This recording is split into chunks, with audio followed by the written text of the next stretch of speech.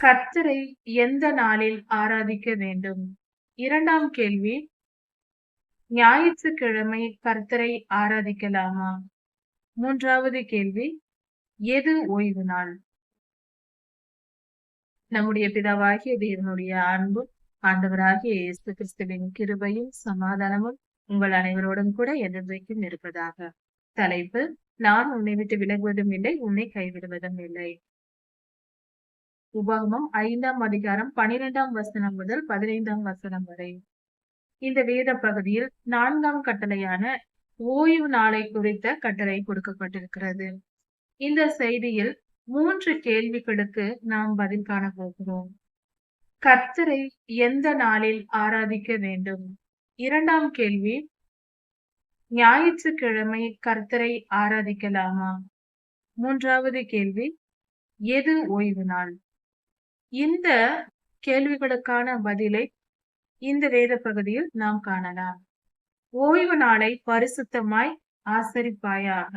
இந்த ஓய்வு நாள் என்பது ஒரு மனிதனுக்கு மட்டும் அல்ல, அந்த வீட்டில் உள்ள ஒரு ஒரு குடும்ப தலைவர், குடும்ப தலைவி, பிள்ளைகள், அந்த வீட்டில் வேலை செய்கிற வேலையாட்கள், வெளியிலிருந்து வந்திருக்கிற விருந்தாளிகள், அந்த வீட்டில் இருக்கிற அடிமைகள், அல்லது அந்த வீட்டில் இருக்கிற மிருகங்கள், மாடு, ஆடு,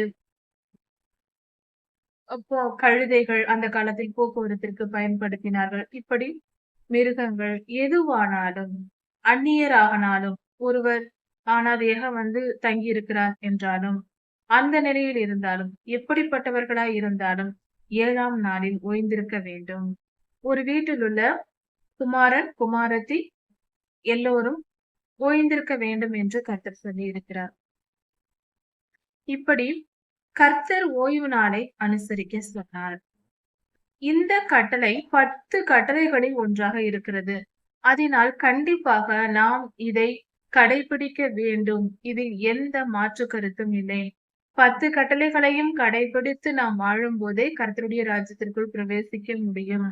இந்த 10 கட்டளைகளின் அடிப்படையில் தான் கர்த்தர் மத்தேயு சுவிசேஷத்தில் சொல்லப்பட்டிருக்கிற மலை பிரசங்கத்தில் போதித்திருக்கிறார். இதை மிஞ்சி அல்ல. இந்த 10 கட்டளைகளுக்கு உட்பட்டே கர்த்தர் உபதேசித்திருக்கிறார். அது மட்டும் அல்லாமல் இன்னும் கொஞ்சம் அதிகமாகவும் உபதேசித்திருக்கிறார் என்று சொல்லலாம். அதனால் இந்த 10 கட்டளைகளை கடைபிடிக்க வேண்டியது மிக மிக அவசியம். அதுவே நம் வாழ்க்கையின் பாதையாக இருக்க வேண்டும். சரி, இந்த ஓய்வு நாள் என்பது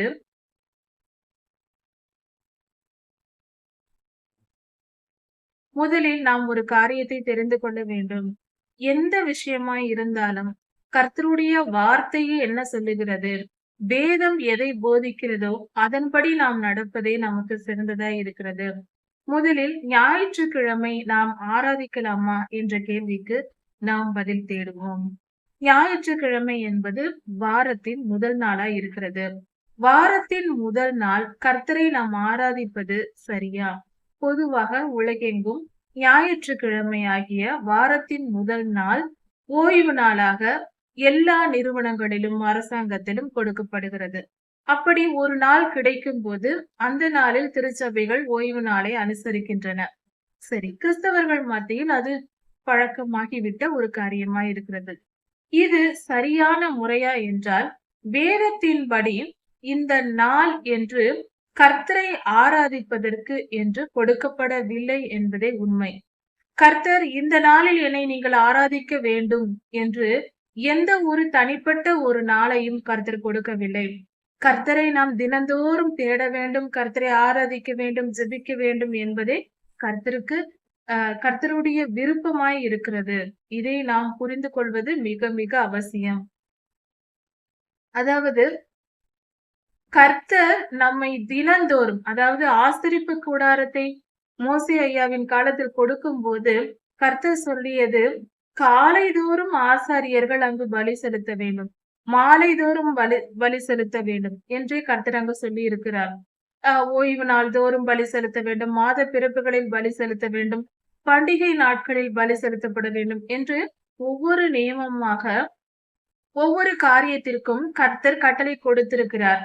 இதை நாம் கவனித்து பார்க்கும்போது நாம் தெளிவாக புரிந்து கொள்ளலாம். கர்த்தர் நாம் தினந்தோறும் கர்த்தரை தேட வேண்டும் என்பதை அவர் விரும்புகிறார் என்று. இதற்கு உதாரணமாக தானியேல் ஐயாவின் புஸ்தகத்தில் அவர் தினந்தோறும் ஒரு நாளில் 3 தரம் கர்த்தரை நோக்கி ஜெபித்தார் என்று நாம் பார்க்கிறோம். அவருக்கு கர்த்தர் எவ்வளவு பெரிய வெளிப்பாடுகளை கடைசி காலத்திற்குரிய தீர்க்க தரிசனங்களை கர்த்தர் கொடுத்திருக்கிறார். இன்னொரு காரியம், கர்த்தருக்கு பிரியமான மனுஷனாகிய தானியேல் என்று ஒரு தேவதூதரே வந்து சொல்லுகிறார். அப்படியானால் கர்த்தருக்கு பிரியமான ஒரு மனிதன் வாழ்கிற வாழ்க்கை எப்படி இருக்கிறதோ அது சரியானதே. அப்படி பார்க்கும்போது தானியேல் ஐயா ஒரு நாளில் 3 முறை கர்த்தரை நோக்கி ஜெபித்திருக்கிறார். அதுபோல நாம் தினந்தோறும் 3 வேளையும் நாம் ஜெபிப்பது மிகவும் அவசியம். அது நன்மையே. வாரத்தின் முதல் நாளாகிய ஞாயிறு அன்று கர்த்தரை நாம் ஆராதித்தால் அது தவறல்ல. அது நிச்சயம் சரியானதே. வாரத்தின் முதல் நாள் மட்டுமல்ல, 7 நாட்களும் எல்லா நாட்களும் நாம் கர்த்தரை ஆராதிக்கலாம், ஆராதிக்க வேண்டும். அதுவே சரியான முறை. நாம் தேவாலயத்திற்கு சென்று தினந்தோறும் ஆராதிக்க முடியாவிட்டாலும் நம் வீட்டிலாவது நாம் கர்த்தரை தொழுது கொண்டு தினந்தோறும் ஆராதிக்க வேண்டும், தினந்தோறும் ஜெபிக்க வேண்டும். அதில் எந்த மாற்று கருத்தும் இல்லை. மிக சரியான காரியம். ஆனால் ஒரு காரியத்தை மறந்துவிடக் கூடாது. வாரத்தின் முதல் நாள் ஓய்வு நாள் என்று வேதத்தில் எந்த இடத்திலும் கொடுக்கப்படவில்லை. வாரத்தின் முதல் நாளாகிய ஞாயிற்றுக்கிழமை கண்டிப்பாக ஓய்வு நாளாக இல்லை. கர்த்தரின் பார்வையில் கர்த்தருடைய கட்டளைகளின்படி வேத புஸ்தகத்திலுள்ள வேத வசனங்களின்படி வாரத்தின் முதல் நாள் ஓய்வு நாள் அல்ல. அது ஞாயிற்றுக்கிழமை அல்ல. அதற்காக ஞாயிற்றுக்கிழமை தேவாலயத்திற்கு செல்லாமல் இருப்பதோ ஆராதிக்காமல் இருப்பதோ மிகவும் தவறு. இதை நாம் தெளிவாக புரிந்து வைத்துக் கொள்ள வேண்டும். ஞாயிற்றுக்கிழமை ஆலயம் கூடுகிறது என்றால் அந்த நாளில் போகலாம். 2ஆம் நாள் தேவாலயம் கூடுகிறது என்றால் அந்த நாள் போகலாம். எல்லா நாட்களிலும் தேவாலயத்திற்கு வர சொல்லும் நாட்களில் விசுவாசிகள் எல்லோரும் கர்த்தரை சென்று ஆராதிக்க வேண்டியது நம்முடைய கடமை. ஒரு நாளும் தவறாமல் தேவாலயத்தின் அறிவிப்பின்படி நாம் எல்லா நாளும் கர்த்தரை ஆராதிக்க வேண்டும். ஆனால் ஒன்றை மறந்துவிடக் கூடாது. ஓய்வு நாள் ஞாயிற்றுக்கிழமை என்று சொல்லக்கூடாது. அதை நாம் ஏற்றுக்கொள்ளக்கூடாது. ஞாயிற்றுக்கிழமை ஓய்வு நாள் அல்ல. ஓய்வு நாள் என்பது சனிக்கிழமை, வாரத்தின் 7ஆம் நாள் மட்டுமே. அதில் எந்த மாற்று கருத்தும் இருக்கக்கூடாது. ஆனால் அதே சமயத்தில் 7ஆம் நாளாகிய ஓய்வு நாளை விக்கிரகமாக்கவும் கூடாது. எதற்கெடுத்தாலும் ஓய்வு நாள் என்று சொல்லிக்கொண்டு கர்த்தரையே என்ன செய்தார்கள்? ஓய்வு நாளை அனுசரிக்கவில்லை என்று சொல்லி சிலுவையில் அறைய துணிந்தார்கள் தேவாலயத்து மக்கள். அதையும் நாம் ஞாபகத்தில் வைத்துக் கொண்டு இருக்க வேண்டும். ஓய்வு நாளில் கர்த்தர் என்ன சொல்லியிருக்கிறாரோ அதை செய்ய வேண்டும், ஓய்ந்திருக்க வேண்டும், அவ்வளவுதான். வேறு எந்த ஒரு பெரிய விஷயத்தையும் கர்த்தர் சொல்லவில்லை. அதை புரிந்து கொண்டு வீண் வம்புக்கும் வாதுக்கும் பிரச்சனைகளை கிளப்பி கொண்டு இருக்கக்கூடாது. ஓய்வு நாள் 7ஆம் நாள் தான். அதில் மாற்று கருத்து இல்லை. எல்லா நாளிலும் நாங்கள் கர்த்தர் சபைக்கு செல்வோம், தேவாலயத்தில் கர்த்தரை ஆராதிப்போம், தொழுது கொள்வோம். அதில் எந்த மாற்று கருத்தும் நமக்கு தேவையில்லை. இதை புரிந்து கொள்ள வேண்டும். 2வது கேள்விக்கான பதில். ஆதியாகமம் 1ஆம் அதிகாரம் 5ஆம் வசனத்தில் கொடுக்கப்பட்டிருக்கிறது. சாயங்காலமும் விடியற்காலமும் ஆகிய 1ஆம் நாள் ஆயிற்று என்று. சாயங்காலம் தான் ஒரு நாளின் துவக்கம், விடியற்காலம் அடுத்தது என்று வேதத்தில் தெளிவாக கொடுக்கப்பட்டிருக்கிறது. அந்த வசனத்தின்படி பார்க்கும்போதும் ஆதியாகமம் 2ஆம் அதிகாரம் 2, 3 வசனங்களின்படி அடிப்படையில் பார்க்கும்போதும் வெள்ளி இரவு மாலை 6 மணி முதல் சனிக்கிழமை மாலை 6 மணி வரைக்கும், 6ஆம் நாளாகிய வெள்ளிக்கிழமை மாலை 6 மணி முதல் சனிக்கிழமை மாலை 6 மணி வரைக்கும் ஓய்வு நாளாக 7ஆம் நாளாக இருக்கிறது. அந்த நாளே ஓய்வு நாள். அதில் எந்த மாற்று கருத்தும் இல்லை. ஆனால் ஓய்வு நாளை விக்கிரகமாக்க வேண்டாம். எல்லா நாளிலும் கர்த்தரை நாம் ஆராதிப்போம். இந்த ஓய்வு நாள் என்பது இந்த நாளில்தான். இதை எல்லோரும் மனதால் ஏற்றுக்கொள்ள வேண்டியது அவசியம். நாம் எந்த நாளில் ஆராதனை செய்தாலும் சரி, எந்த நாளில் தேவாலயத்திற்கு சென்றாலும் சரி, ஓய்வு நாள் எது என்று கேட்கும் போது வாரத்தின் 7ஆம் நாள் தான் ஓய்வு நாள். 6ஆம் நாளுக்கு அடுத்த நாள் தான் 7ஆம் நாள். 7ஆம் நாளுக்கு அடுத்தது 7ஆம் நாள் வராது. கர்த்தர் வேதத்தில் ஒரு இடத்திலும் வாரத்தின் முதல் நாள் ஓய்வு நாள் என்று கொடுக்கப்படவில்லை. அதனால் ஓய்வு நாள் என்ற வார்த்தை வந்ததென்றால் அது 7ஆம் நாள் தான். அது வெள்ளி இரவு 6 மணி முதல் சனிக்கிழமை மாலை 6 மணி வரை. இதில் எந்த மாற்று கருத்தும் நமக்கு தேவையில்லை. இதை முழு முழு மனதால் நாம் ஏற்றுக்கொள்ள வேண்டியது மிக மிக அவசியமாயிருக்கிறது. இது 10 கட்டளைகளில் ஒன்றாயிருக்கிறது. பயபக்தியோடு இதை மனதால் ஏற்றுக்கொள்ள வேண்டும். அடுத்தது 3வது கேள்வி. ஓய்வு நாளை ஆசரிக்க வேண்டுமா? கண்டிப்பாக வேண்டும். இது 10 கட்டளைகளில் ஒன்றாக இருக்கிறது. நமது ஆண்டவராகிய இயேசு கிறிஸ்துவின் காலத்தில் ஓய்வு நாளை காரணம் காட்டி ஆண்டவராகிய இயேசு கிறிஸ்துவை எதிர்த்து பலர் போரிட்டனர். கர்த்தருக்கு பல கேள்விகளை எழுப்பினர். அப்பொழுது கர்த்தர் தந்த பதில், ஓய்வு நாளில் நன்மை செய்வது நியாயம்தான் என்று சொன்னார். இதன் அடிப்படையில் பார்க்கும்போது ஓய்வு நாள் என்பது ஆதியாகமம் 2ஆம் அதிகாரம் 2, 3 வசனங்களில் பார்க்கும்போதும் ஓய்வு நாளை கர்த்தர் பரிசுத்தமாக்கினார் என்று சொல்லப்பட்டிருக்கிறது. நாம் பரிசுத்தமாய் இருக்க வேண்டும் என்று சொல்லப்பட்டிருக்கிறது. அதனால் இந்த வேத வாக்கியங்களின்படி நாம் ஓய்வு நாளில் ஓய்ந்திருக்க வேண்டும். தினசரி நாம் அன்றாட வேலைகளை நாம் செய்யாமல் ஓய்வு எடுத்துக் கொள்வது நல்லது. அதுவே நல்லது மட்டுமல்ல, அது கண்டிப்பாக கடைபிடிக்க வேண்டியது. நாம் சுய தொழில் செய்கிறவர்களாக பிசினஸ் பண்ணுகிறவர்களாக இருந்தால் வாரத்தின் 7ஆம் நாள் ஓய்ந்திருந்து அந்த நாளில் நம் நிறுவனங்களுக்கு நாம் விடுமுறை விடலாம். நம்மிடத்தில் வேலை செய்கிறவர்கள் எல்லோருக்கும் விடுமுறை கொடுக்க வேண்டும். நம் பிள்ளைகளுக்கும், நம் வீட்டில் வேலை செய்கிறவர்கள், வெளியில் வேலை செய்கிறவர்கள் எல்லாருக்கும் ஓய்வு நாளை நாம் கொடுக்கலாம். ஒருவேளை நாம் பணிபுரிகிறவர்களாக இருந்தால், வெளியில் வேலைக்கு செல்லுகிறவர்களாக இருந்தால் ஓய்வு நாளில் ஓய்வு எடுத்துக்கொண்டு நாம் லீவ் எடுத்துக்கொண்டு ஓய்ந்திருக்கலாம். ஆனால் எதையும் கர்த்தருக்கு மேலாக வந்து விடாமல் பார்த்து கொள்ள வேண்டும். ஓய்வு நாள் அனுசரிக்கிறேன் என்று சொல்லிக்கொண்டு கர்த்தரை மிஞ்சி எந்த காரியத்தையும் நாம் முக்கியத்துவப்படுத்திவிடக் கூடாது. ஓய்வு நாள் என்று சொல்லிக்கொண்டு நாம் தவறு செய்து விடவும் கூடாது. நாம் அதையே நோக்கிக் கொண்டு எப்பொழுதும் அதையே நினைத்து கொண்டும் இருக்கக்கூடாது. நம் நினைவில் நாம் அன்பு கூர்ந்து நாம் நினைக்க வேண்டியது கர்த்தரையே. அவர் கொடுத்த கட்டளைகளை நாம் கீழ்ப்படிந்து நடக்க வேண்டும். இதில் கர்த்தருடைய கிருபையை நாம் பெற்றுக்கொள்ள வேண்டும். ஜெபித்து வேதம் வாசித்து ஒவ்வொரு காலத்திலும், அதாவது இந்த ஓய்வு நாளில் நாம் தேவாலயத்திற்கு செல்ல முடியும், கர்த்தரை ஆராதிக்க முடியுமானால் செல்லலாம்.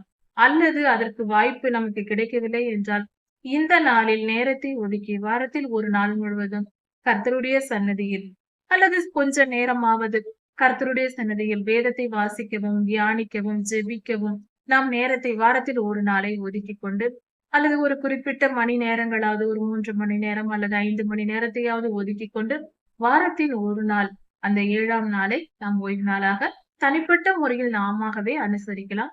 தவறில்லை. நாம் கர்த்தர் சொல்லியிருக்கிற கட்டளை நம் இருதயத்தில் உள்ளது. அதை வெளிப்படும்படியாக விசுவாசத்தின் பலம் கிரியைகளில் வெளிப்பட வேண்டும். அதனால் ஓய்வு நாள் 7ஆம் நாள் என்பதை நாம் விசுவாசிக்கிறோம். அதை கிரியைகளினால் வெளிப்படுத்த வேண்டும். எப்படி வெளிப்படுத்தலாம்? வாரத்தின் 7ஆம் நாள் வெள்ளி இரவு மாலை 6 மணி முதல் சனிக்கிழமை மாலை 6 மணிக்குள் ஒரு 3 மணி நேரமோ அல்லது ஒரு 5 மணி நேரமோ ஒதுக்கி கர்த்தரை துதித்து ஆராதித்து வேதத்தை வாசித்து கர்த்தருடைய சன்னதியில் நாம் இருந்து நம் வீட்டிலேயே செய்யலாம். நாம் தனி அறையிலேயே நாம் கர்த்தரை தொழுது கொள்ளலாம். இப்படி நாம் மனதால் ஏற்றுக்கொண்டு செய்யும் போது, சபைக்கு செல்ல வாய்ப்பு கிடைக்காத பட்சத்தில் நாம் அப்படி செய்யும் போது கர்த்தருக்கு பிரியமானவர்களாய் நாம் மாறுவோம். நம் இருதயத்திலும் அந்த கட்டளையை கடைபிடித்த ஒரு திருப்தி, சமாதானம் நமக்கு உண்டாகும். இப்படி செய்வது நலமானது. எந்த விஷயத்தையும் பெரியதாக்கி பிரச்சனையாக்க நினைக்க கூடாது. வேதத்தை தியானித்து ஆராய்ந்து பார்த்து சரியானவைகளை புரிந்து கொள்ள வேண்டும். ஓய்வு நாளை பிரச்சனையாக்க கூடாது. அதை பரிசுத்தமாய் ஆசரிக்கதான் நாம் நினைக்க வேண்டும். உபாகமம் 5ஆம் அதிகாரம் 15ஆம் வசனம். இந்த வேத பகுதியில் கர்த்தர் 5ஆம் கட்டளையாக உன் தகப்பனையும் உன் தாயையும் கனம் பண்ணுவாயாக என்ற கட்டளையை கொடுத்திருக்கிறார். இந்த கட்டளையை நாம் ஆழமாக சற்று கவனித்து பார்ப்போம். அதாவது பெற்றோர்கள் என்பவர்கள் பிள்ளைகளுக்கு ஒரு அஸ்திபாரம் போன்றவர்கள். பெற்றோர்களின் வாழ்க்கை என்னும் அஸ்திபாரத்தின் மேல்தான் பிள்ளைகளின் வாழ்க்கை என்னும் கட்டிடம் கட்டப்படுகிறது. பெற்றோர்களே முதல் ஆசிரியர்கள் பிள்ளைகளுக்கு என்று சொல்வார்கள். எல்லாமே பெற்றோர்களால் பிள்ளைகளுக்கு கற்றுத்தரப்படுகிறது. கனம் பண்ணுவாயாக என்றால் அதன் பொருள் மரியாதை கொடுக்க வேண்டும் என்பதே. அதனால் பெற்றோர்களுக்கு எவ்வளவு வயதானாலும் பிள்ளைகள் மரியாதை கொடுத்து நடக்க வேண்டும். ஏனென்றால் அவர்களிடமிருந்தே நாம் வாழ்க்கையின் மிகப்பெரிய காரியங்களை, அதிகமான காரியங்களை நாம் கற்றுக்கொள்கிறோம். அந்த காலத்தில் இப்பொழுது படிப்பறிவு இருக்கிறது. இந்த படிப்பறிவு போன்ற காரியங்கள் எல்லாம் இந்த கடைசி நூற்றாண்டாகிய இந்த நூற்றாண்டில் ஏற்படுத்தப்பட்டிருக்கிறது. அந்த காலத்தில் அதிகம் எல்லா உலகத்தில் இருக்கிற எல்லோரும் படிப்பதும் இல்லை. ஒவ்வொரு இனத்தாராக வாழ்ந்தார்கள். இப்படிதான் ஜனங்கள் வாழ்ந்து வந்தார்கள். அப்படி பார்க்கும்போது, ஒரு குடும்பத்தில் இருக்கிற பிள்ளைகள் பெற்றோர்களை பார்த்தும், தங்கள் உறவினர்களை பார்த்தும், தான் இருக்கிற அந்த ஊரில் இருக்கிற ஜனங்களை பார்த்தும் பழக்கவழக்கங்களை கற்றுக்கொண்டார்கள். படிப்பறிவு என்பதே இல்லை. உலகம் தோன்றி சுமார் 6000 வருடங்கள் ஆகிறது. ஆனால் கடைசி இந்த நூற்றாண்டில் மட்டுமே படிப்பறிவு என்று துவங்கப்பட்டிருக்கிறது. இன்னும் சொல்லப்போனால் கடைசியாக வந்த இந்த 50 ஆண்டுகளில்தான் உலகம் முழுவதும் படிப்பறிவு அதிகமாக ஜனங்கள் படிப்பறிவை ஏற்றுக்கொள்கிறார்கள். எல்லோரும் படிக்க வேண்டும் என்கிற பழக்கமே இப்பொழுதுதான் வந்திருக்கிறது. ஒரு தலைமுறைக்கு முன்பாக பார்த்தால் கூட ஊரில் ஒருவரோ இருவரோ படித்திருப்பார்கள். அப்படிதான் இருந்தது. அப்படி இருக்கிற காலத்தில் இந்த கடைசி 50 ஆண்டுகளில் தான் படிப்பறிவு அதிகமாக இருக்கிறது. படித்து எழுத்தறிவு தெரிந்து படித்து தெரிந்து கொள்ளக்கூடிய ஞானம் ஜனங்களுக்கு இருக்கிறது. இப்படி இருக்கும்போது நாம் புரிந்து கொள்ள வேண்டிய மிக முக்கியமான காரியம், அந்த காலத்தில் கர்த்தருடைய நீதி நியாயங்கள், வேத புத்தகமும் எல்லோரிடத்திலும் அந்த காலத்தில் இல்லை. ஒரே ஒரு வேத புத்தகம், நியாயப்பிரமாண புஸ்தகம் எல்லாம் இஸ்ரவேலில் யூதர்களிடம் மட்டுமே இருந்தது. செவி வழியாக பெரியோர்கள் கேட்டு செவி வழியாக பிள்ளைகளுக்கு சொல்லிக் கொடுத்து வளர்த்தார்கள். 10 கட்டளைகள், நியாய பிரமாணங்கள், வேத வசனங்கள், பெரியோர்களின் சங்கதிகள் எல்லாவற்றையும் பெற்றோர்கள் சொல்லிக் கொடுத்தே பிள்ளைகளுக்கு கற்றுத்தரப்பட்டது. பழக்க வழக்கங்கள் பழக்கப்படுத்தப்பட்டது. ஓய்வு நாள் ஆசரிப்பு, பண்டிகை ஆசரிப்பு, பலி கொடுக்கும் முறைகள் போன்ற காரியங்கள், ஒழுக்கமாய் இருப்பது, பேச்சு பேசுவது, திருமண காரியங்கள், எந்த இனத்தாரிடத்தில் நாம் திருமணம் செய்யலாம், எந்த இனத்தோடு செய்யக்கூடாது போன்ற பல காரியங்களை, கர்த்தரை தொழுது கொள்வது எப்படி, இப்படி எல்லா காரியங்களும் பெற்றோர்கள் மூலியமாக தான் பிள்ளைகளுக்கு கற்றுத்தரப்பட்டது. இந்த கடைசி 50 வருடங்களுக்கு முன்பாக வரைக்கும். இப்பொழுதுதான் படித்தே பிள்ளைகள் எல்லா காரியங்களையும் தெரிந்து கொள்கிறார்கள். இந்த 30, 40 வருடங்களுக்கு பின்பு இந்த கடைசி 10 வருடங்களில் புத்தகமும் கிடையாது. செல்போனிலேயே எல்லா காரியங்களையும் கற்றுக்கொள்கிறார்கள். எல்லா விதமான காரியங்களும் செல்போனில் வருகிறது. இப்படி இருக்க அந்த காலத்தில் பெற்றோர்கள் மூலியமாகவே எல்லாம் சொல்லப்பட்டது, செய்யப்பட்டது. இன்றும் கூட குடும்பத்தில் இன்று தேவையில்லை என்று பொருள் அல்ல. இன்றும் பெற்றோர்கள் மூலியமாகவே அவர்களை பார்த்துதான் பிள்ளைகள் தங்கள் வாழ்க்கையை அமைத்துக் கொள்கிறார்கள். அது சில நேரங்களில் நல்ல பாதிப்பாகவும், சில நேரங்களில் தவறான பாதிப்பாகவும் மாறுவதற்கு வாய்ப்பாய் இருக்கிறது. அப்படி இருக்க பெற்றோர்கள் மூலியமாக எல்லா காரியங்களையும் பெற்றுக்கொள்கிற நாம் பெற்றோர்களை மதிக்க வேண்டும், கனப்படுத்த வேண்டும் என்று கர்த்தர் சொல்லுகிறார். அதன் பொருள் என்ன? அப்படி நாம் கனப்படுத்த வேண்டிய அவசியம் என்ன?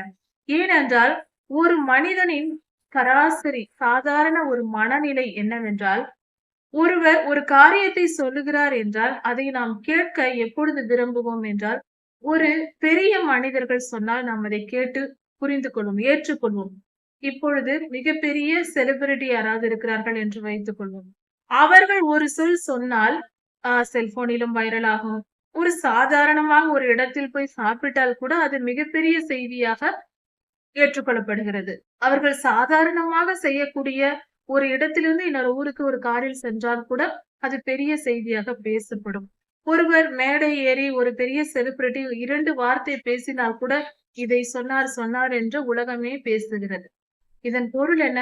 அந்த மனிதர் மீது ஜனங்கள் வைத்திருக்கிற அன்பு, மரியாதை. அந்த மரியாதை தான் காரணம். அவர்கள் அந்த சொல்லை பெரிதாக நினைப்பதற்கு காரணம் அந்த மனிதர்கள் மேல் வைத்திருக்கிற மரியாதை. அதைதான் கர்த்தர் சொல்லுகிறார். எந்த ஒரு மனிதன் மேல் மரியாதை இருக்கிறதோ அப்பொழுதுதான் அவர்கள் சொல்லை நாம் கேட்டு நடப்போம். நாம் ஒருவரை மதிக்கவில்லை, அவரை கேவலமாக நினைத்தால், அவர்கள் எவ்வளவுதான் நல்ல செய்தியை சொன்னாலும், நற்காரியங்களை போதித்தாலும் அதை நாம் கேட்கவும் மாட்டோம், அவர்களுக்கு கீழ்ப்படியவும் மாட்டோம். என் அம்மா தானே என்று மதிக்க மாட்டார்கள். என் அப்பா தானே என்று மதிக்க மாட்டார்கள். அவர்கள் பெரியவர்களுக்கு மரியாதை கொடுப்பது இல்லை. அது தவறு. பெற்றோர்கள் சொல்லுகிற சொல்லுக்கு இன்னும் சில கலாச்சாரங்களில், சில நாடுகளில், சில பகுதிகளில் பெற்றோர்களை மிகவும் கனப்படுத்துகிற ஜனங்களும் இனத்தார்களும் இருக்கிறார்கள். அப்படிப்பட்ட பழக்கமுடைய இனத்தாரிடத்தில் பார்த்தால் பெற்றோர்கள் சொல்லுக்கு அவ்வளவு மரியாதை கொடுப்பார்கள். அவர்கள் சொல்லை அப்படியே கேட்டு நடப்பார்கள். அப்படிப்பட்டவர்களுடைய வாழ்க்கை மிக செழிப்பானதாக நல்லதாக இருக்கும். ஏனென்றால் பெற்றோர்கள் என்பவர்கள் நம் வாழ்க்கையில் முன்னால் செல்கிறவர்கள். நம்மை விட 20, 30 வருடங்கள் முன்பாக வாழ்ந்து கொண்டு போய்க் கொண்டிருக்கிறார்கள். நாம் அனுபவிக்கிற சூழ்நிலையை அவர்கள் 20 வருடங்களுக்கு முன்பே அனுபவித்திருப்பார்கள். அந்த பிரச்சனைகளை ஜெயித்திருப்பார்கள். அப்படி இருக்கும்போது அவர்களுக்கு அதற்கான வழி தெரியும். இந்த சூழ்நிலை வரும்போது நீ இப்படி செய் மகனே, மகளே, இது சரியாக முடிந்துவிடும் என்று அந்த பிரச்சனைக்கான வழிகளை அவர்கள் ஆராய்ந்து வைத்திருப்பார்கள். அப்படியே அவர்கள் சொல்லை கேட்டு நடக்கும்போது நமக்கு வாழ்க்கை சுலபமானதாக மாறிவிடும். அதனால்தான் கர்த்தர் சொல்லியிருக்கிறார், பெற்றோர்களை கனப்படுத்துங்கள். பெற்றோர்களை கனப்படுத்தும் போது அவர்கள் சொல்லுகிற சொல்லை நாம் கேட்போம். அதனால் நம் வாழ்க்கை சுலபமாகும். பெற்றோர்கள் எந்த சொல்லை சொல்லுவார்கள்? கர்த்தரால் போதிக்கப்பட்டவர்கள். கர்த்தருடைய வசனத்தை நமக்கு போதிப்பார்கள். கர்த்தர் அந்த காலத்தில் அப்படிதான் நியமம் வைத்திருந்தார்கள். எருசலேமுக்கு வருஷத்தில் 1 முறை அல்லது 3 முறை தேவாலயத்திற்கு பெரியோர்கள் செல்வார்கள். அந்த பண்டிகை நாட்களில் தேவாலயத்திற்கு எருசலேமிற்கு உலகெங்கும் இருக்கிற ஜனங்கள் அங்கு செல்வார்கள். அங்கு போகும்போது அங்கு நியாயப்பிரமாண புத்தகம் வாசிக்கப்படும். அதை கேட்டுக்கொண்டு தங்கள் ஊர்களுக்கு வருகிற பெற்றோர்கள் வருடம் முழுவதும் பிள்ளைகளுக்கு அதை போதிப்பார்கள். இப்படி செய்ய வேண்டும் சொல்லிக் கொடுத்த முறைமைகளை கற்றதை அவர்கள் போதிப்பார்கள். இதனால் அவர்கள் தலைமுறை தலைமுறையாக நீதி நியாயங்களை ஜனங்கள் கற்று வந்தார்கள்.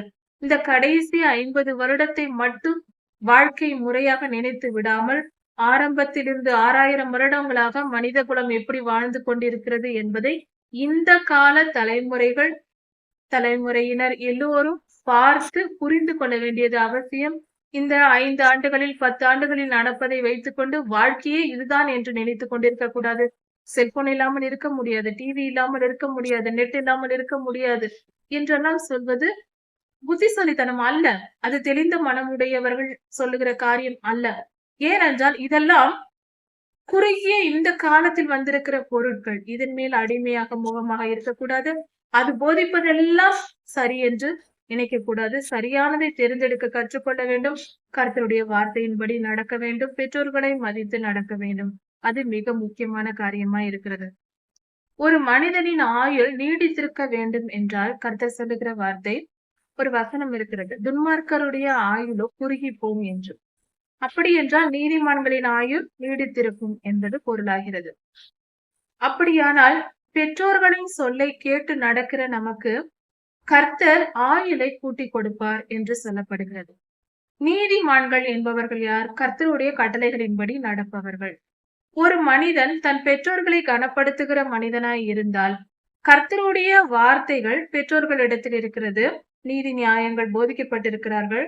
அப்படிப்பட்ட பெற்றோர்கள் தங்கள் பிள்ளைகளுக்கு கர்த்தருடைய வசனங்களை சொல்லிக் கொடுக்கும் போது கர்த்தருடைய வழிகளை அவர்கள் வாழ்ந்து கற்றுக் கொடுக்கிறார்கள். அப்படி பெற்றோர்களுடைய வழிகளை கர்த்தருடைய வழிகளை கீழ்ப்படிந்து பெற்றோர்களை மதித்து கனப்படுத்தி மரியாதை கொடுத்து கேட்டுக் கொள்ளுகிற பிள்ளைகள் அவர்களும் நீதிமான்களாய் இருப்பார்கள். அப்படி இருக்க அவர்களுடைய ஆயுள் நீடித்திருக்கும். கர்த்தர் சொல்லுகிறார், உன் தகப்பனையும் உன் தாயையும் கனம் பண்ணுங்கள். அப்படி செய்யும் போது உன் வாழ்நாள் நீடித்திருக்கும். நீ நன்றாக இருப்பாய் என்று கர்த்தர் சொல்லுகிறார். அப்படி என்றால் வாழ்நாளும் நீடித்திருக்கும், நன்றாகவும் இருக்கும். செழிப்பாக, நோய் நொடி இல்லாமல், ஆரோக்கியமாக, சந்தோஷமாக, சமாதானமாகவும் இருக்கலாம். என்றால் பொருள் என்ன? கர்த்தருடைய வசனத்தின்படி பெற்றோர்கள் போதிப்பார்கள். அதை கேட்டு கீழ்ப்படிந்து நடக்கும்போது நாம் வாழ்நாள் முழுவதும் சந்தோஷத்துடனும் சமாதானத்துடனும் வாழலாம். நாம் நீடித்த ஆயுளுடன் வாழலாம். சமாதானமாக நம் வாழ்நாள் முடிந்து கர்த்தருடைய ராஜ்யத்திற்குள் செல்லலாம். இதெல்லாம் எப்பொழுது நடக்கும்? பெற்றோர்களை கனப்படுத்தும் போது. இதைதான் கர்த்தர் நமக்கு கட்டளையாக கொடுத்திருக்கிறார். இந்த கட்டளையை நாம் மீறினாலும் நாம் கண்டிப்பாக நித்திய ஜீவனுக்குள் பிரவேசிக்க முடியாது. இந்த கட்டளையையும் கண்டிப்பாக நாம் கடைபிடிக்க வேண்டும். இறுதியாக ஒரு எச்சரிக்கை ஒன்றை நாம் தெரிந்து கொள்ள வேண்டும். இந்த இடத்தில் மிக மிக மிக முக்கியமான ஒரு காரியத்தை நாம் அறிந்து கொள்ள வேண்டியது மிக அவசியம். அது என்னவென்றால் எபேசியர் 6ஆம் அதிகாரம் முதலாம் வசனத்தில் கொடுக்கப்பட்டிருக்கிறது. பிள்ளைகளே, உங்கள் பெற்றோருக்கு கர்த்தருக்குள் கீழ்ப்படியுங்கள் என்று. பெற்றோர்களுக்கு மரியாதை கொடுக்க வேண்டும். அவர்கள் சொல்லுகிற வார்த்தையின்படி கீழ்ப்படிந்து நடக்க வேண்டும். இது கட்டளை நமக்கு. ஆனால் ஒரு காரியம் மறந்துவிடக் கூடாது. பிள்ளைகளே, உங்கள் பெற்றோருக்கு கர்த்தருக்குள் கீழ்ப்படியுங்கள். கர்த்தருடைய வசனத்தை போதிக்கும் போது, கர்த்தருடைய வசனத்தின்படி நம் பெற்றோர்கள் நம்மை வழி நடத்தும் போது நாம் கீழ்ப்படிந்து நடக்க கடமைப்பட்டவர்களாய் இருக்கிறோம். கண்டிப்பாக கீழ்ப்படிந்து நடக்க வேண்டும். ஒருவேளை நம் பெற்றோர்கள் கர்த்தருக்கு விரோதமாக போதிக்கிறார்கள், கர்த்தரை தொழுது கொள்ளக்கூடாது, ஜெபிக்காதே, ஆலயத்திற்கு செல்லாதே, தேவாலயத்திற்கு செல்லாதே, வேதம் வாசிக்காதே என்று எந்த பெற்றோர்களாய் இருந்தாலும் சரி, எந்த உறவாய் இருந்தாலும் சரி, எந்த மனிதனாய் இருந்தாலும் சரி, அதை சொன்னால் கேட்கவும் கூடாது. அப்படிப்பட்டவர்களுக்கு கீழ்ப்படி நடக்கவும் கூடாது. எந்த ஒரு பெரிய மனிதனாய் இருந்தாலும் சரி, எவ்வளவு மேன்மையானவர்களாய் இருந்தாலும் சரி, கர்த்தருக்கு கீழ்ப்படிவதை விட்டு விலக்குகிற எல்லோரும் பாவிகளே. சங்கீதம் 1:1 சொல்வது போல அப்படிப்பட்டவர்களை விட்டு விலக வேண்டும். எந்த மனிதனாய் இருந்தாலும் சரி, கர்த்தருக்கு விரோதமாய் வார்த்தை திறந்தால் அப்படிப்பட்டவர்களை விட்டு விலக வேண்டியதே முதல் வேலையா இருக்க வேண்டும். நாம் பெற்றோர்களை கனப்படுத்த வேண்டும். அவர்கள் சொல்லை கேட்டு நடக்க வேண்டும். ஒன்று கவனிக்க வேண்டும், கனப்படுத்துங்கள், மரியாதை கொடுங்கள் என்றே கர்த்தர் சொல்லி இருக்கிறார். முழுவதும் கீழ்ப்படிந்து நட என்று சொல்லவில்லை. நல்லது கெட்டதை ஆராய்ந்து தெரிய வேண்டும். ஏனென்றால் இது கடைசி காலமாய் இருக்கிறது. பெற்றோரை கனப்படுத்த வேண்டும், மரியாதை கொடுக்க வேண்டும் என்று சொல்லும் போது அவர்கள் கர்த்தருக்கு விரோதமாக போதித்தால் அதை கேட்டுக்கொண்டு நடந்து விடக்கூடாது. இந்த கட்டளை இப்படி இருக்கிறதே என்று. அதனால் ஜாக்கிரதை உள்ளவர்களாக கர்த்தருடைய வழிகளில் யார் நம்மை நடத்தினாலும் நாம் அதற்கு கீழ்ப்படிந்து நடக்கலாம். இல்லை என்றால் கர்த்தருக்கு விரோதமாக நம் பெற்றோர்கள் பேசினால், நம்மை வழி நடத்த முற்பட்டால், கர்த்தரை விட்டு பின்வாங்க செய்யும்படி அவர்கள் செயல்பட்டால் அவர்களுக்கு மரியாதை கொடுக்க வேண்டும் என்று சொல்லியிருக்கிறதே தவிர 10 கட்டளைகளில் கீழ்ப்படிந்து நட என்று சொல்லவில்லை. விட்டு விலகிவிட வேண்டியிருந்தான். அவர்களுக்கு மரியாதை கொடுங்கள், தூஷிக்காதிருங்கள், கெட்ட வார்த்தை பேசாதிருங்கள், அவர்களை அதட்டாதிருங்கள், மரியாதையாக நடத்துங்கள். அது போதுமானது. அவர்களுடைய தேவைகளுக்கு உதவுங்கள், மரியாதையாய் நடத்துங்கள். கேவலமாக பேசிவிடக் கூடாது, பாவமாகிவிடும். ஆனால் கர்த்தருக்கு விரோதமாக அவர்கள் வழி நடத்தும் போது அதனை கேட்டு நடக்க வேண்டிய அவசியம் நமக்கு இல்லை. செய்துவிடக் கூடாது, எச்சரிக்கையா இருக்க வேண்டும். அவர்கள் பெற்றோர்கள் சொல்லிவிட்டார்களே என்பதற்காக கண்மூடித்தனமாக எதை வேண்டுமானாலும் கேட்டுவிடக் கூடாது. சரி தவறை யோசித்து புரிந்து கொள்ள வேண்டும். நீதியின் பாதையில் நடக்க வேண்டும். கர்த்தருக்கு பிரியமாய் நடக்க வேண்டும். எல்லாவற்றையும் சரியாக புரிந்து கொள்ள வேண்டும். வேத வசனங்கள் இரு கரைகள் போன்றது.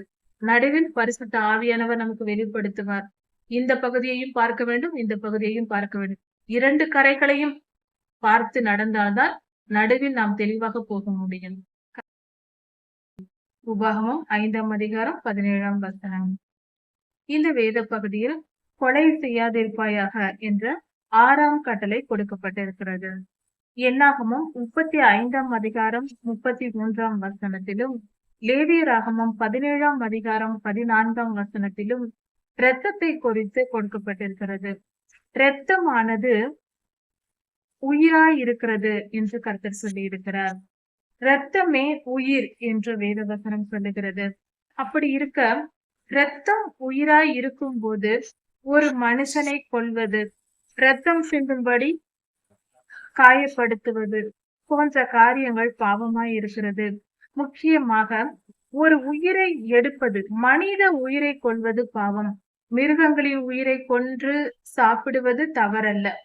ஆடு, மாடு, கோழி போன்ற மிருகங்களை கொலை செய்து சாப்பிடுவது அது கொலை அல்ல, அது தவறும் அல்ல. வேதத்தின்படி, பரிசுத்த வேதாகமத்தின்படி தவறல்ல, அதை சாப்பிடலாம். கர்த்தர் அதை பாவம் என்று சொல்லவில்லை. நாம் அதை புசிக்கலாம் என்று நோவாயாவின் காலத்திலேயே அதை கொடுத்திருக்கிறார். அதனால் மாமிசம் புசிப்பது தவறல்ல. லேவியராகமம் 11ஆம் அதிகாரத்தில் கொடுக்கப்பட்டிருக்கிறபடி நமக்கு ஆரோக்கியமான மாமிசம் எது, தீமை செய்கிற மாமிசம் எது என்று சொல்லப்பட்டிருக்கிறது. இந்த வேத பகுதியை, லேவியராகமம் 11ஆம் அதிகாரத்தை நாம் தியானித்து அதன்படி சாப்பிடும் போது நம் உடலும் ஆரோக்கியமாய் இருக்கும், பாவம் இல்லை. ஆனால் அதே சமயத்தில் இரத்தத்தை, எந்த மிருகத்தின் இரத்தத்தையாவது, எந்த பறவையின் இரத்தத்தையாவது நாம் புசிக்க கூடாது என்று கர்த்தர் சொல்லியிருக்கிறார். அதையும் நாம் நினைவில் கொள்ள வேண்டும். அதை கண்டிப்பாக நாம் நிறைவேற்ற வேண்டும். எந்த உயிரின் இரத்தத்தை நாம் புசித்தாலும் அது பாவமாயிருக்கிறது. மிருகங்களை கொன்று சாப்பிடும்போது இரத்தத்தை கீழே ஊற்றி விட வேண்டும். மாமிசத்தை மட்டும் புசிக்கலாம் என்று கர்த்தர் சொல்லியிருக்கிறார். ஏனென்றால் இரத்தம் உயிராய் இருக்கிறது, அதை நீங்கள் புசிக்காதிருங்கள் என்று கர்த்தர் கட்டளை கொடுத்திருக்கிறார். இதையும் நினைவில் கொள்ள வேண்டும். ஆனால் மிருகங்களை கொல்வது கொலையாகாது. மனித உயிரை கொல்வதே கொலையாகும். மனித உயிர் என்றால் பிறந்து வளர்ந்த பெரிய மனிதர்கள் ஒருவரை ஒருவர் கொலை செய்யும் போது அது கர்த்தருடைய பார்வையில் பாவமாயிருக்கிறது. அப்படி கொலை செய்கிறவன் அக்னி கடலில் நரகாக்கினையில் போடப்படுவான். அவன் கர்த்தருடைய ராஜ்யத்திற்குள் பிரவேசிப்பது இல்லை என்று வெளிப்படுத்தல் 21 அதிகாரம் 8 வசனத்திலும் வெளிப்படுத்தல் 22 அதிகாரம் 15 வசனத்திலும் கொடுக்கப்பட்டிருக்கிறது. இப்படி மனித உயிரை கொலை செய்கிறவர்கள் எரிகிற அக்னி கடலிலே போடப்படுவார்கள் என்று தெல்ல தெளிவாக கொடுக்கப்பட்டிருக்கிறது. இந்த வேத பகுதிகள் வேதாகமத்தில் பைபிளில் கடைசி பகுதியில் இருக்கிறது. சரி, கொலை செய்வது என்பது என்ன? மனித உயிரை கொலை செய்வது. அப்படி என்றால் நேரடியாக எந்த மனிதனையும் நான் கொலை செய்வதில்லை என்று சொல்வதுண்டு. முக்கியமாக ஒரு காரியத்தை நாம் நினைவில் கொள்ள வேண்டும். அதாவது பெண்களும், திருமணமான பெண்களும், பெண் மருத்துவர்களும் இதை சற்று கவனித்துக் கொள்வது மிக மிக அவசியமா இருக்கிறது. என்னவென்றால் கொலை செய்வது என்பது பெரிய மனிதர்களை கொலை செய்வது மட்டும் கொலை அல்ல. கருவில் இருக்கிற குழந்தைகளை கொல்வதும் பாவமே. அதுவும் மனித உயிரை கொலை செய்வதே. திருமணமான பெண்கள் தங்கள் வயிற்றில் குழந்தை இருக்கும் போது அது வேண்டாம் என்று கொலை செய்கிற, அபார்ஷன் செய்கிற பழக்கம் இருக்கிறது. இது முற்றிலும் பாவமானது. இதுவும் எரிகிற அக்னி கடலுக்கு செல்லத்தக்க பாவமாய் இருக்கிறது. இது பாவமில்லை என்று யாராவது சொன்னால் அதை நம்ப வேண்டாம். பரிசுத்த வேதாகமம் சொல்லுகிறது மனித உயிரை கொல்வது பாவம் என்று. மனித உயிர் என்று சொல்லும் போது தாயின் கருவில் இருக்கிற குழந்தையும் மனித உயிரே. அதனால் அந்த குழந்தையை கொல்வது, அது 40 நாளாக இருக்கலாம், 3 மாதமாக இருக்கலாம், எந்த நிலையில் இருந்தாலும், எப்படிப்பட்ட சூழ்நிலையா இருந்தாலும் ஒரு உயிரை காப்பாற்றதான் முயற்சிக்க வேண்டுமே தவிர தன் வயிற்றில் இருக்கிற குழந்தையை எந்த காரணம் சொல்லியும் கொலை செய்யக்கூடாது. ஒருவேளை மருத்துவர்கள் கருவில் இருக்கிற குழந்தைக்கு ஏதாவது பாதிப்பு இருக்கிறது என்று சொன்னால் கூட கர்த்தரிடம் ஜெபித்து குணப்படுத்த கேட்க வேண்டுமே தவிர எந்த காரணத்தை முன்னிட்டும் கொலை செய்யக்கூடாது. இதை நாம் நன்கு அறிந்து கொள்ள வேண்டும். அப்படி செய்தால் நாம் நித்திய ஜீவனுக்குள் போக முடியாது. கர்த்தருடைய 10 கட்டளைகளில் ஒன்றை மீறினவர்களாக எரிகிற நரகாக்கினைக்கு அக்னி கடலில் நாம் போடப்படுவோம். அங்கு செல்ல வேண்டி இருக்கும் என்பதை மறந்துவிடக் கூடாது. கர்த்தரிடத்தில் பயத்தோடு நாம் வாழ வேண்டும். நம் வாழ்க்கையில் இப்படிப்பட்ட பாவத்தை செய்யக்கூடாது. ஒரு குழந்தையை பெற்றுக் கொள்ளாமல் இருக்கலாம், அதில் தவறு இல்லை. அது நம்முடைய விருப்பமாய் இருக்கிறது. ஒருவேளை நம் வயிற்றில் குழந்தை உண்டானால் அதை எந்த காரணத்தை சொல்லியும் அழிக்காமல் எத்தனை விதமான நம் முழு முயற்சியையும் செய்து பிள்ளையை காப்பாற்றவே முயற்சி செய்ய வேண்டும். அதே போல பெண்கள், குறிப்பாக திருமணமான பெண்கள் கணவருடைய வற்புறுத்தல் என்றோ, குடும்பத்தாரின் வற்புறுத்தல் என்றோ, அல்லது தன்னுடைய வேலை, மற்ற காரியங்கள் போன்ற எந்த சாக்கு போக்கும் சொல்ல வேண்டாம். நம் வயிற்றில் வளர்கிற குழந்தைக்கு நாமே கர்த்தரிடத்தில் பதில் கொடுக்க வேண்டும். ஒருவேளை அந்த குழந்தையை கொன்றால் கர்த்தர் நம்மிடம் நேரடியாய் கேட்பார். நித்திய ஜீவனுக்குள் நாம் செல்லவே முடியாது, வாய்ப்பே இல்லை. நீ எப்படி வயிற்றில் நான் உனக்கு கொடுத்த குழந்தையை நீ எப்படி கொன்றாய்? அந்த உயிர் நான் பிறப்பித்தது, நான் உனக்கு கொடுத்தது.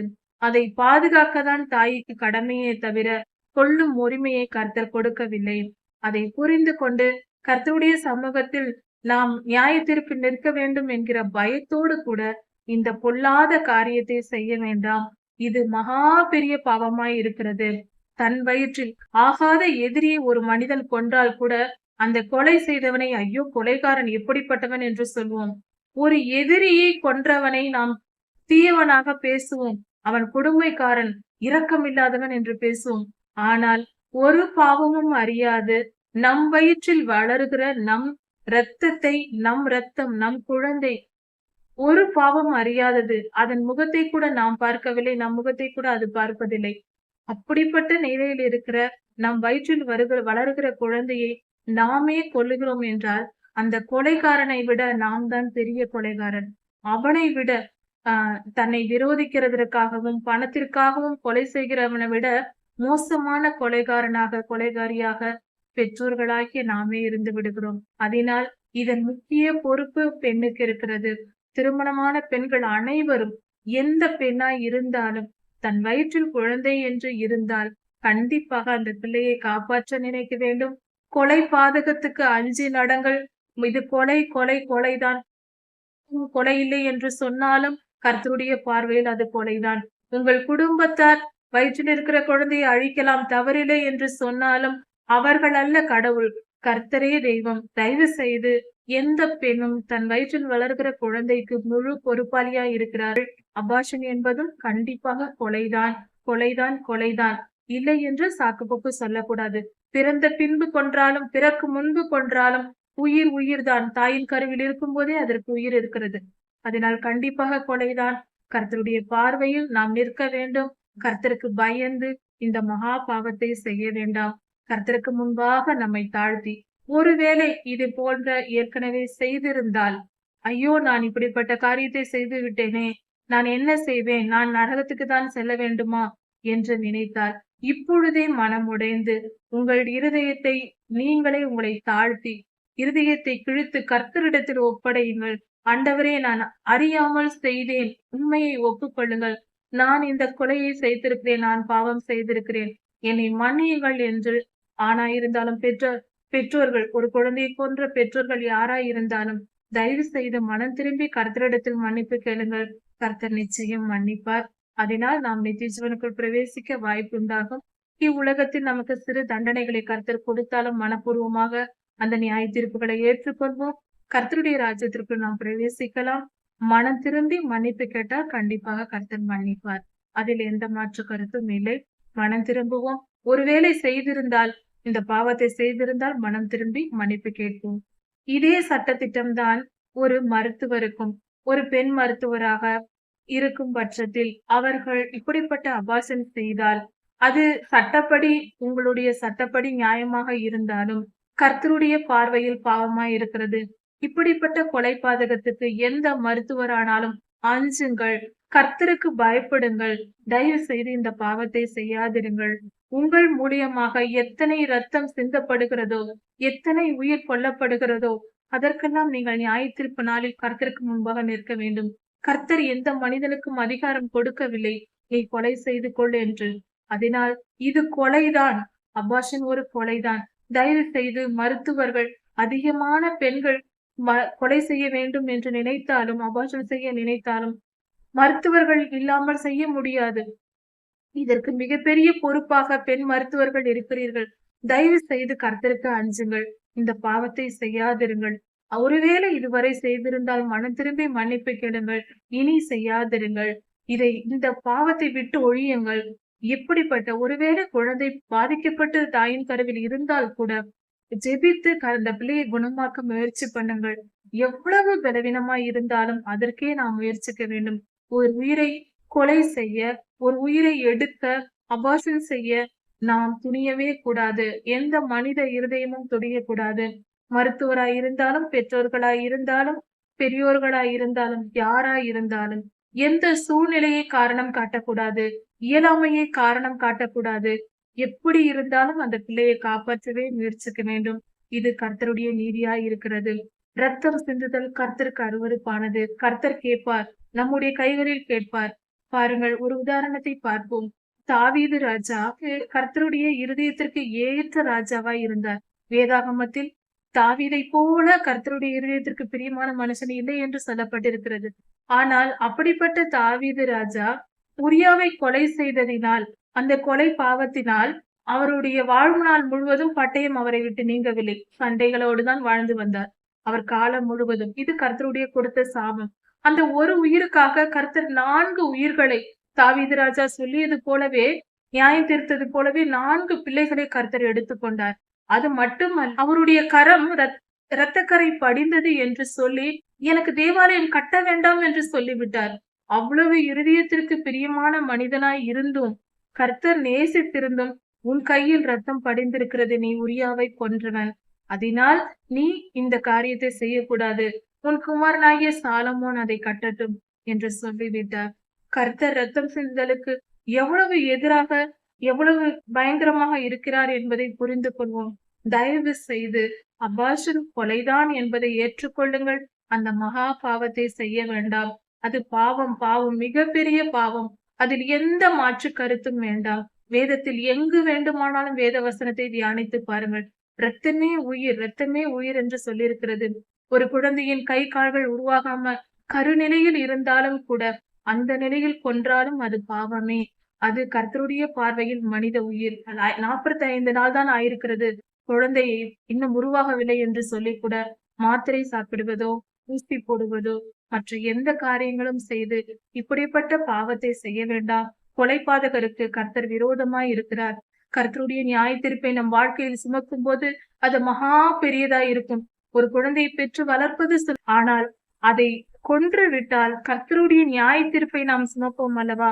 அது மிக கொடுமையானது. அப்படிப்பட்ட நியாய தீர்ப்புகள் இன்றும் கர்த்தர் செய்து கொண்டுதான் இருக்கிறார்.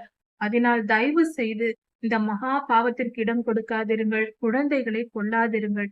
பிறந்த குழந்தையாய் இருந்தாலும், பிறப்பதற்கு முன்பாக இருந்தாலும், வயதானவர்களாய் இருந்தாலும், பலவீனமாய் இருந்தாலும், எந்த சூழ்நிலையில் இருந்தாலும் ஒரு உயிரை எடுப்பதற்கு கர்த்தர் நமக்கு அனுமதி கொடுக்கவில்லை.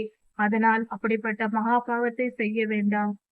வெளிப்படுத்தல் 21:8, வெளிப்படுத்தல் 22:15 இந்த வசனங்களை தியானித்து பார்ப்போம். ஒருவேளை இதுவரைக்கும் இப்படி அபார்ஷன் செய்திருந்தாலோ, கொலை செய்திருந்தால் அதற்கு மன்னிப்பு கேட்டு, மாத்திரை சாப்பிட்டு அபார்ஷன் செய்தாலும், ஊசி போட்டு அபார்ஷன் செய்தாலும், எந்த நிலையில் செய்தாலும் பாவம் பாவமே. கர்த்தருடைய சமூகத்தில் முகங்குப்புற விழுந்து கர்த்தரிடத்தில் மன்னிப்பு கேட்போம். உபாகமம் 5ஆம் அதிகாரம் 16ஆம் வசனம். இந்த வேத பகுதியில் கொலை செய்யாதிருப்பாயாக என்ற கட்டளை குறிப்பிடப்பட்டிருக்கிறது. மனித உயிரை கொள்வது பாவம் என்று நாம் கவனித்தோம். மத்தேயு 5ஆம் அதிகாரத்தில் கர்த்தர் தந்த மலை பிரசங்கத்தை குறித்து கொடுக்கப்பட்டிருக்கிறது. நமது ஆண்டவராகிய இயேசு கிறிஸ்துவே நமக்கு போதித்த காரியங்கள் இவை. அதை நாம் சற்று ஆராய்ந்து கவனிப்போம். கொலை செய்யாதிருப்பாயாக என்று பூர்வத்தாருக்கு சொல்லப்பட்டதை கேள்விப்பட்டிருப்பீர்கள். அது பாவம் என்று கர்த்தர் சொன்னார். ஆனால் அது மட்டுமல்ல, கொலை செய்யாமல் இருப்பது மட்டுமல்ல, கொலை செய்வதற்கு சமமான பாவங்கள் எது என்று கர்த்தர் இந்த இடத்தில் வெளிப்படுத்தி இருக்கிறார். 3 காரியங்களை கர்த்தர் வெளிப்படுத்தி இருக்கிறார். முதல் காரியம், ஒரு மனிதன் கர்த்தருடைய பிள்ளையாகிய இன்னொரு மனிதன், அதாவது கர்த்தரை தொழுது கொண்டுகிற இன்னொரு மனிதன் நமக்கு சகோதரன் என்று வேதத்தின்படி நாம் பார்க்கிறோம். அப்படி இருக்க நம்முடைய சகோதரன் அல்லது சகோதரி, அப்படி என்றால் கர்த்தருடைய பிள்ளைகள் இன்னொருவர் யாராக இருந்தாலும் அவர்களை நாம் நியாயம் இல்லாமல் கோபித்து கொண்டால், எந்தவித குற்றமும் அவர்கள் செய்யாத பொழுது நாம் அவர்களை கோபித்து கொண்டால் நியாய சங்க தீர்ப்புக்கு ஏதுவாய் இருப்போம் என்று கர்த்தர் சொல்லுகிறார். அதாவது கர்த்தருடைய பிள்ளைகளாகிய, கர்த்தருடைய ஜனமாகிய நாம் கர்த்தருடைய ஜனமாகிய இன்னொரு நம்முடைய சகோதரன் அல்லது சகோதரியினிடத்தில் அவர்கள் ஒரு தவறும் செய்யாதிருக்கும் போது அவர்களிடத்தில் நாம் கோபித்துக் கொள்ளக்கூடாது. நாம் கோபத்தை காட்டக்கூடாது, கோபப்படக்கூடாது. அவர்கள் ஒரு குற்றமும் செய்யவில்லை, ஆனால் நாம் கோபப்பட்டால் அந்த அநியாயத்திற்கு அது பாவம். அது எதற்கு சமமான பாவம் என்றால், சிலர் பொறாமையினால் இப்படிப்பட்ட கோபங்கள் வரும். அது எப்படி வரும் என்று நாம் நினைக்கலாம். பொறாமைப்பட்டு கோபப்படுவார்கள். கர்த்தருடைய பிள்ளைகளே ஒருவருக்கொருவர் பொறாமையினால் கோபப்படுவார்கள். பொறாமை என்பது பாவம். மாம்சத்தின் கிரியைகளில் ஒன்று கலாத்தியர் 5ஆம் அதிகாரத்தில் சொல்லப்பட்டிருக்கிறது. அப்படி பொறாமைப்படுவது அல்லது ஏதாவது ஒரு காரணம், ஏதாவது ஒரு தவறான பாவ எண்ணங்கள் அவர்கள் இருதயத்தில் இருக்கும் போது கர்த்தருடைய பிள்ளைகள் ஒரு குற்றமும் செய்யாதவர்களிடத்தில் கோபித்துக் கொள்வது. முக்கியமாக இந்த சமுதாயத்தில் இப்பொழுது இந்த காலகட்டத்தில் பொறாமையினால் கோபத்தை காட்டுவது, அநியாயமாய் பேசுவது, அவர்களுக்கு தீங்கு விளைவிப்பது சகஜமாக நடந்து வருகிறது இந்த காலத்தில். இந்த காரியம் பார்க்கும்போது கர்த்தர் இப்படிப்பட்டவர்கள் நியாய சங்க தீர்ப்பு உண்டாகும் என்று சொல்கிறார். நியாய சங்க தீர்ப்பு என்பது பரலோகத்தில் நியாய சங்க தீர்ப்பு, ஆலோசனை சங்க தீர்ப்பு என்று இரண்டு இந்த வேத பகுதியில் கொடுக்கப்பட்டிருக்கிறது. இது பரலோகத்தில் இருக்கிற ஒரு சங்கம். அதாவது நியாய தீர்ப்பு சங்கம், நியாய சங்கம் உட்கார்ந்து அவர்கள் விசாரிப்பார்கள். பரிசுத்தவான்கள், பரலோகத்தில் இருப்பவர்கள், எந்த மனிதன் என்ன தவறு செய்தான், அவனுக்கு எப்படிப்பட்ட நியாய தீர்ப்பு தர வேண்டும் என்று அங்கு நியாய சங்கம் என்று இருக்கிறது என்று இந்த வேத பகுதியிலிருந்து நாம் கற்றுக்கொள்ளலாம். நாம் இதை தெரிந்து கொள்ள வேண்டிய ஒரு காரியம். அதற்கு அடுத்தது, கர்த்தருடைய பிள்ளையாகிய ஒரு மனிதனை பார்த்து பொறாமையினால் இல்ல தீய குணங்களினால் எந்த காரணமும் இல்லாமல் வீணன் என்று சொல்ல. வீணன் என்றால் நீ வேஸ்ட், நீ வாழ்வதே வீணாய் இருக்கிறது, நீ பிறந்ததே நீ பூமிக்கு பாரம், இப்படி என்று அவர்களை திட்டுவது. நீ வீண், நீ வாழ்வதே வீண், நீ இருக்காதே என்று சொல்வது. இப்படி செய்வது ஆலோசனை சங்க தீர்ப்புக்கு ஏதுவாய் இருக்கும் என்று கர்த்தர் சொல்கிறார். பரலோகத்தில் ஆலோசனை சங்க தீர்ப்பு என்று ஒன்று இருக்கிறது. இந்த வேத பகுதியை வைத்துதான் நாம் அதை தெரிந்து கொள்கிறோம். அப்படி அந்த ஆலோசனை சங்கத்தில் உள்ள பரிசுத்தவான்கள், பெரியோர்கள் அந்த காரியங்களை குறித்து நியாய தீர்ப்பு செய்வார்கள், அவர்களுக்கு தண்டனை கொடுப்பார்கள். அதாவது இந்த வேத பகுதியை தியானிக்கும் போது மிகப்பெரிய ஒரு ரகசியம் வெளிப்படுகிறது. அது என்னவென்றால், கர்த்தருடைய பிள்ளை ஆகிய இன்னொரு மனிதனை பார்த்து வீணன் என்று சொன்னால் பரலோகத்தில் இருக்கிற ஆலோசனை சங்கத்தில் நாம் நிறுத்தப்படுவோம், நமக்கு நியாயம் விசாரிக்கப்படும் என்று கர்த்தர் சொல்கிறார். அதற்கு அடுத்தது மூன்றாவதாக, கர்த்தருடைய பிள்ளையாகிய இன்னொரு மனிதன், நம்முடைய சகோதர சகோதரிகளாகிய கர்த்தருடைய பிள்ளைகள் இன்னொருவரை பார்த்து நீ முட்டாள், மூடனே என்று சொன்னால், அப்படி நாம் சொல்லுவோமானால் எரி நரகத்திற்கு நாம் தகுதியுடையவர்களாயிருப்போம் என்று, எரிகிற அக்னி கடலிலே போடப்படுவார்கள் என்று வேதத்தில் சொல்லப்பட்டிருக்கிறது. இது நமது ஆண்டவராகிய இயேசு கிறிஸ்துவே போதித்த காரியமாய் இருக்கிறது. அப்படி என்றால் இது அவ்வளவு பயங்கரமான விஷயமா? அந்த வார்த்தைகள் தான் இங்கு சொல்லப்பட்டிருக்கிறது. நியாயம் இல்லாமல் நம்முடைய சகோதரனாகிய கர்த்தருடைய பிள்ளையை, அதாவது இன்னொரு மனிதனை நியாயம் இல்லாமல், கர்த்தருடைய பிள்ளைகளாகிய நம் சகோதர சகோதரிகளாகிய இன்னொரு கர்த்தருடைய பிள்ளையை பார்த்து நியாயம் இல்லாமல் கோபித்துக் கொள்ளக்கூடாது, வீணன் என்று சொல்லக்கூடாது, மூடன் என்று சொல்லக்கூடாது. இப்படி செய்யும் போது நமக்கு தண்டனை வரும் என்று கர்த்தர் போதித்திருக்கிறார். இது சற்று ஆராய்ந்து பார்க்கும்போது ஒரு மிகப்பெரிய ஒரு காரியம் என்னவென்றால், இந்த காலகட்டத்தில் அதிகமாக ஒரு ஊழியரை பற்றி இன்னொரு ஊழியர், ஒரு போதகரை பற்றி இன்னொரு போதகர், ஒரு விசுவாசியை பற்றி இன்னொரு விசுவாசி என்று தவறாக வார்த்தையினால் பாவம் செய்து குற்றப்படுத்தி கொண்டு இருப்பது சகஜமான ஒரு விஷயமா இருக்கிறது. அது பாவம், தவறு என்ற எண்ணமே இல்லாமல் ஒரு சாதாரணமாக ஒரு காபி குடிப்பது போல ஒரு சகஜமான ஒரு செயலாக இன்று சமுதாயத்தில், கிறிஸ்தவ சமுதாயத்திலேயே செய்யப்பட்டு கொண்டு வருகிறது. அவன் அப்படிப்பட்டவன், அவள் அப்படிப்பட்டவள் என்று வாய்க்கு வராத எல்லா குற்றச்சாட்டுகளையும் ஒருவருக்கொருவர் சொல்லிக் கொள்வது. இது எவ்வளவு பெரிய பாவம் என்று வேதம் சொல்லுகிறது. கர்த்தரே சொல்லியிருக்கிறார். அப்படி என்றால் இது கடைசி காலம், அக்கிரமத்தின் உச்சத்தில் இன்று கிறிஸ்தவர்கள் இருக்கிறார்கள் என்றே சொல்லலாம், இப்படிப்பட்டவர்கள். அதனால் தயவு செய்து இப்படிப்பட்ட பாவம், இது பாவம் என்றே தெரியாதபடிக்கு, நல்ல மரத்தில் புல்லுருவி பாய்வது போல பாவம் என்று தெரியாதபடிக்கு இது இருக்கிறது. அவர்கள் உணர்வதே இல்லை, இதை பாவம் என்றே உணர்வதில்லை. மூடன் என்று சொல்லாதே, வீணன் என்று சொல்லாதே, நியாயமே இல்லாமல் கோபித்துக் கொள்ளாதே, இதை செய்யாதே என்று சொல்லுகிறார். முட்டாள் என்று சொன்னாலே, அவன் ஒன்றும் அறியாதவன், அவன் முட்டாள் என்று சொன்னாலே நாம் நரகத்துக்கு போய்விடுவோம் என்று கர்த்தர் சொல்லுகிறார். அப்படி என்றால் இது எவ்வளவு பெரிய பயங்கரமான பாவமாக கர்த்தர் பார்க்கிறார். அவருடைய பார்வையில் எப்படி இருக்கிறது என்பதே முக்கியம். நமக்கு அது தோணலாம், இதெல்லாம் ஒரு பாவமா என்று. மனிதர்கள் என்ன நினைக்கிறார்கள் என்பது பொருட்டல்ல. கர்த்தர் நம்மை குறித்து, ஒரு பாவத்தை குறித்து எதை பெரிது என்று சொல்லுகிறார், எது சாதாரண விஷயமாக கர்த்தர் பார்க்கிறார் என்பது கர்த்தருக்கு தான் தெரியும்.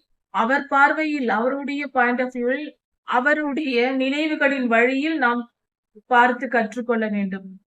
இதிலிருந்து நாம் தெரிந்து கொள்ள வேண்டியது, கர்த்தருடைய பிள்ளைகள், கர்த்தரின் ஜனங்கள் ஒருவருக்கொருவர் குற்றப்படுத்தக் கூடாது.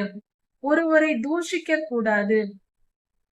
நீ வீணானவன், நீ பிறந்ததே வீண் என்று யாரையும் பார்த்து சொல்லக்கூடாது.